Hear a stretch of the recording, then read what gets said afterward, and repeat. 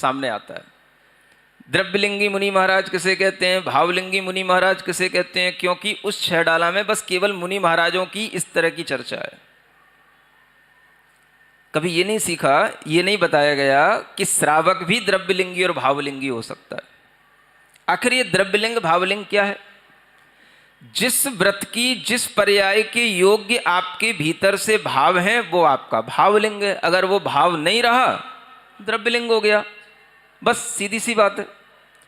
आपने प्रतिमा ऊपर से ले रखी, आपने श्रावक के आचरण का संकल्प ऊपर से ले रखा, आपका भीतर सम्यक्त मिथ्यात्व नाम का परिणाम हो गया, तीसरा गुणस्थान आ गया, आप भावलिंगी नहीं रहे, आप क्या हो गए? द्रव्यलिंगी हो गए। तो एक श्रावक भी द्रव्यलिंगी हो सकता है। इस तीसरे गुणस्थान में आने के बाद में भी वह फिर और पहले गुणस्थान को प्राप्त कर सकता है।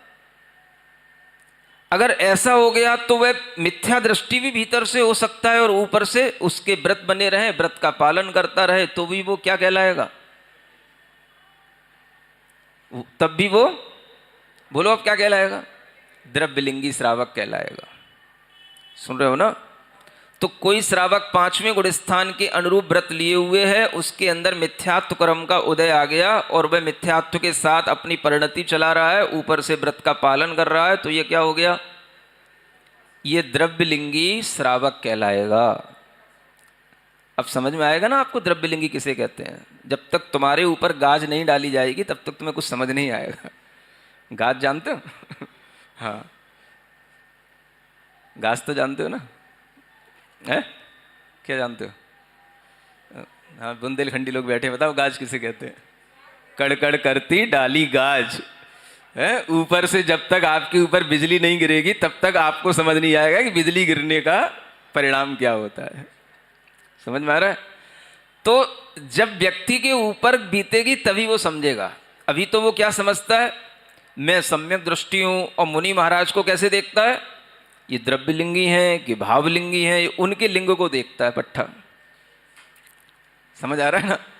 अपना नहीं देखता, तेरा भी कोई भाव है कि नहीं, तेरा भी कोई लिंग है कि नहीं।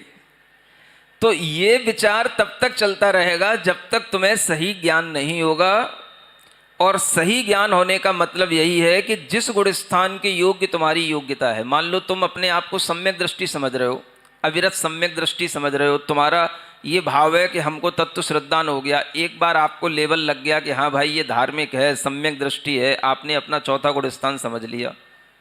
और बीच में आप कितनी ही जगह ऐसी जगह पर पहुंच गए जहां पर आपने जाकर के मिथ्यात्व का समर्थन किया, वहां पर टीका लगवाया, वहां पर बाई बाई करवाई, अच्छा लिफाफा मिला, गले में माला डली और फिर आकर के अपनी गद्दी पे बैठ गए और फिर सम्यक दर्शन की बातें करने लग गए।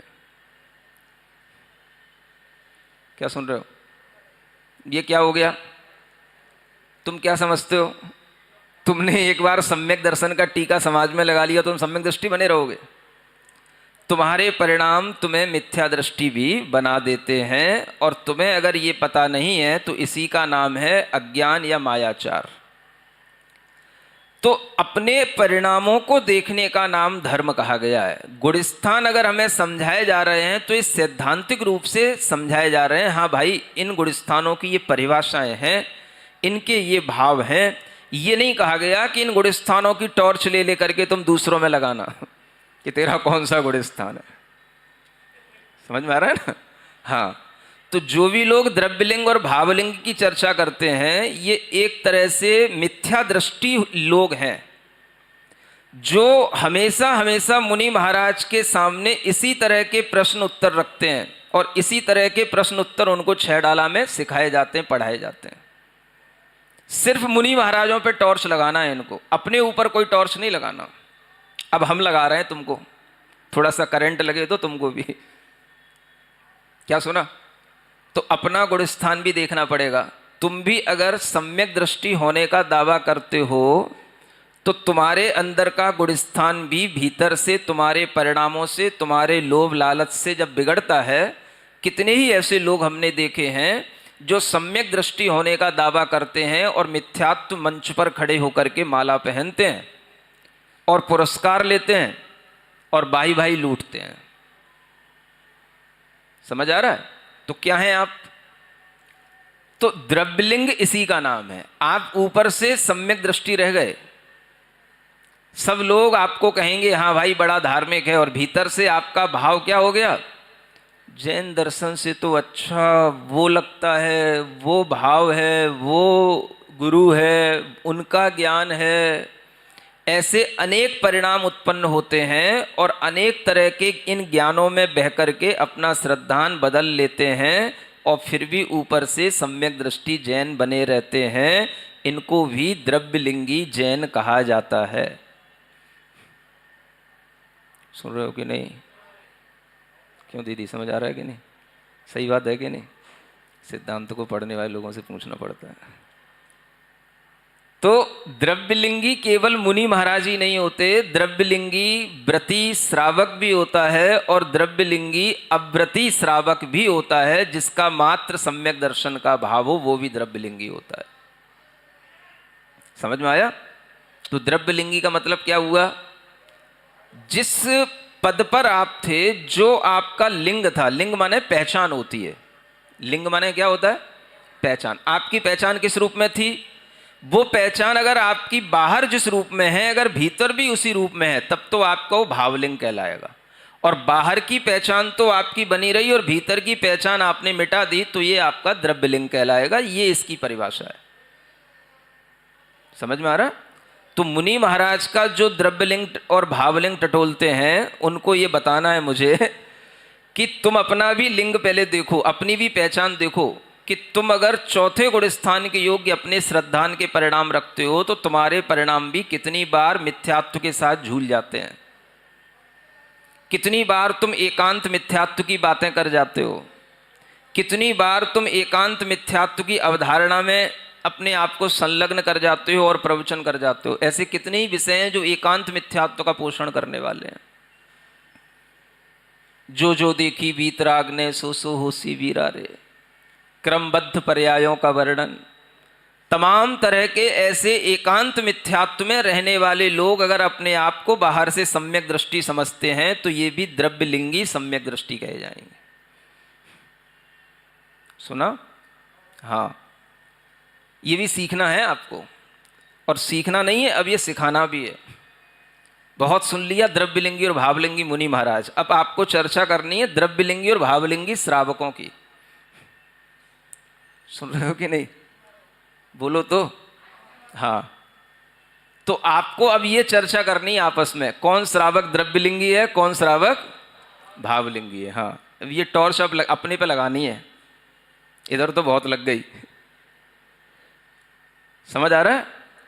तो ऐसे श्रावक जो अपने ऊपर से तो अपनी पहचान धार्मिक सम्यक दृष्टि के रूप में बना के रखते हैं, जब बैठेंगे समय सार हाथ में है, और भीतर से बिक जाते हैं, मिथ्यात्व के परिणामों का समर्थन कर लेते हैं।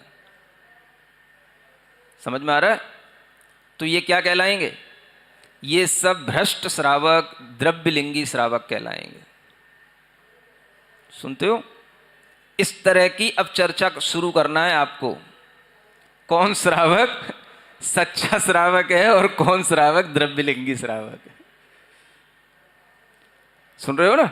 हाँ, तो जिस तरह से आप मुनि महाराज के विषय में इतना ज्यादा आपके अंदर क्यूरियोसिटी रहती है, ऐसी ही क्यूरियोसिटी अपने अंदर भी, अपने लिए भी और अपने आसपास के श्रावकों के लिए भी होनी चाहिए। हाँ, क्या ये द्रव्यलिंग भावलिंग केवल मुनि महाराज के लिए? भाई गुणस्थान है भीतर का, आपका विश्वास डगमगाया, आपके परिणाम डगमगाए, भीतर से कर्म प्रकृतियों का चेंज हुआ, आपका परिणाम बिगड़ा, आपका गुणस्थान बदल गया, गुणस्थान बदला, बस भाव गया। वो भी डिपेंड करता है कितनी देर के लिए बदला, कब तक बदला, किस तरह की आपके अंदर कषाय उत्पन्न हो गई, वो गुणस्थान कब तक बना रहेगा, कितना बना रहेगा। तो ये सब सीखने की चीजें हैं, ना कि दूसरों के ऊपर टॉर्च लगाने के लिए होती हैं। समझ में आ रहा है? तो कोई भी ज्ञान हम जो गुणस्थानों का लेते हैं, द्रव्यलिंग भावलिंग का हम ये ज्ञान ले रहे हैं, ये ज्ञान दूसरों को परखने के लिए नहीं है, ये सिद्धांत की गहराइयों को समझने के लिए कि ऐसा भी होता है। इसलिए हमें अपने परिणामों को संभाल कर रखना है, दूसरों के परिणामों पे टॉर्च नहीं लगाना, बता तेरा कौन सा गुणस्थान। क्या सुन रहे हो? समझ आ रहा है ना? तो ये सीखना इसलिए जरूरी है। कितने कोमलता से हमारे परिणाम बिगड़ सकते हैं, कितनी आसानी से हमारे परिणामों में अंतर आ सकता है, ये गुणस्थानों के पढ़ने से समझ में आता है। इसलिए जो गुणस्थानों को समझ लेते हैं वो समझते हैं कि भावों की दृढ़ता किसे कहते हैं, किस भाव में हमें दृढ़ रहना है। सम्यक्त्व के भाव में दृढ़ रहेंगे तो सम्यक्त्व का गुणस्थान बनेगा, और चारित्र के भाव में दृढ़ रहेंगे तो चारित्र का गुणस्थान बनेगा। इसलिए ये समझना है कि ऊपर के गुणस्थानों से भी, चौथे गुणस्थान से भी तीसरे में आ जाते हैं, पांचवें गुणस्थान से भी जीव तीसरे में आ जाता है, और छठवें गुणस्थान से भी जीव तीसरे में आ जाता है। ये तो दर्पण है, सबको दिखा रहा है। तो एक को ही क्यों पकड़ लेते हो? आपको एक ही को टारगेट क्यों बना रखा है आपने? मुनि महाराज के लिए ही द्रव्यलिंग और भावलिंग क्यों सिखा रखा है? एक कोई टारगेट क्यों बना रखा है आपने मुनि महाराज को? यहाँ तो तीनों आ रहे हैं ना। अब ये सब सिखाया नहीं गया पहली डाल में, पहले 6 डाला में, इसलिए ये सब सामने आता है।